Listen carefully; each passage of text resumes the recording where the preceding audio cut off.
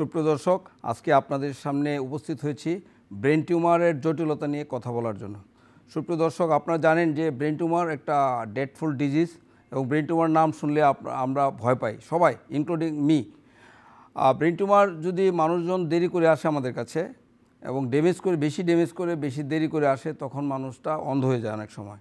মানে ব্রেনের প্রেশার বাড়ে, আইসিপি বাড়ে এবং ব্রেনের যে চোখের দৃষ্টিশক্তি আছে সেটা নষ্ট হয়ে যায়। তখন আর অপারেশন করলেও রোগী বেঁচে থাকে, কিন্তু অন্ধত্ব কমে না।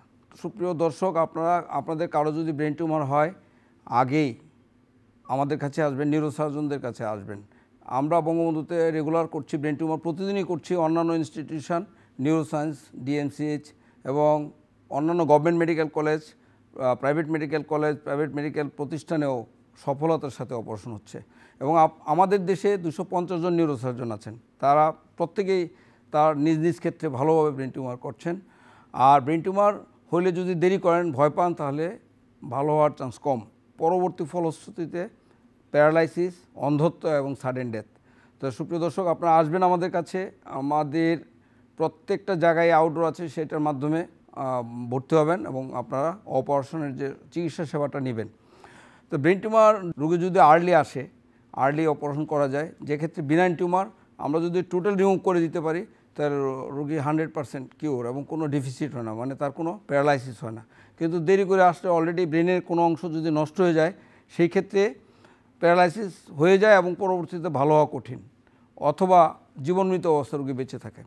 ব্রেন টিউমার অপারেশন করার সময় অনেক সময় আইসিপি ব্রেন ফুলে যায়, তখন আমরা স্পেশাল মেজার নিই, ম্যানিটল দিই এবং সেরিব্রোস্পাইনাল ফ্লুইড বা সিএসএফ বের করে আমরা অপারেশন করি। যদি এর পরবর্তীতেও ফুলে যায়, অনেক বড় টিউমার হলে এবং পজিশনে অ্যাবনর্মালিটিসে, সেক্ষেত্রে রোগীর অনেক সময় রিস্কি হয়ে যায়। সেই জন্য আপনাদের প্রতি অনুরোধ যে আপনারা আগে আসবেন, টিউমার যাতে বেশি বড় না হওয়ার আগে আর্লি ডায়াগনোসিসের জন্য আমাদের কাছে আসবেন, চিকিৎসার সেবা নেবেন। পিউটারি টিউমার করার পরে আমরা ফ্লুইড ইলেকট্রোলাইটটা রেগুলার চেক করি। সেক্ষেত্রে ফ্লুইড ইলেকট্রোলাইট যদি আমরা ম্যানেজ করতে পারি, রোগী আলটিমেটলি ভালো হয়।